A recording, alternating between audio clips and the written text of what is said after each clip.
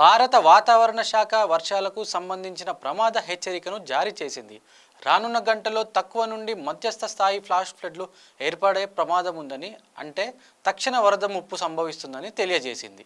ఈ ప్రభావం తెలంగాణ, తీర ఆంధ్రప్రదేశ్ మరియు మహారాష్ట్ర, విదర్భ ప్రాంతాల కొంత భాగంలో ఉండే అవకాశముందని, ఆంధ్రప్రదేశ్ తీర ప్రాంతం, యానంతో పాటు గుంటూరు, ప్రకాశం జిల్లాల్లో ఈ ఫ్లాష్ ఫ్లడ్లు ఏర్పడే ప్రమాదముందని హెచ్చరించింది.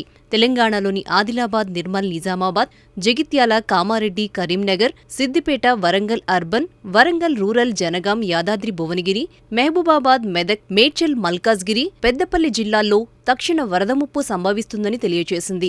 మరాఠ్వాడలోని నాందేడ్, హింగోలి, పర్భణి, విదర్భ ప్రాంతంలోని బుల్దానా, అకోలా, అమరావతి, వార్దా, యవత్మాల్, నాగ్పూర్ జిల్లాల్లోనూ దీని ప్రభావం ఉంటుందని తెలియజేసింది. ఫ్లాష్ ఫ్లడ్ల వల్ల తక్కువ ఎత్తు ప్రాంతాలు మరియు నీరు నిలిచే భూముల్లో నీరు నిలిచిపోవడం, రహదారులపై నీరు చేరటం వంటివి జరుగుతాయని వాతావరణ శాఖ అప్రమత్తం చేసింది. తదుపరి 6 గంటల్లో తీర ఆంధ్రప్రదేశ్లో మరియు వచ్చే 24 గంటల్లో తెలంగాణ, విదర్భ, మరాఠవాడలో తీవ్ర వర్షపాతం వల్ల నీరు నిలిచే అవకాశముందని తెలియజేసింది.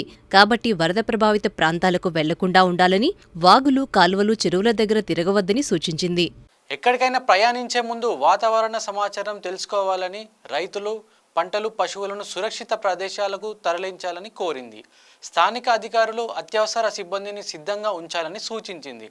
అత్యవసర పరిస్థితుల్లో మీ జిల్లా డిజాస్టర్ కంట్రోల్ రూమ్ లేదా స్థానిక సహాయ కేంద్రానికి సమాచారం ఇవ్వాలని ప్రజలను కోరింది.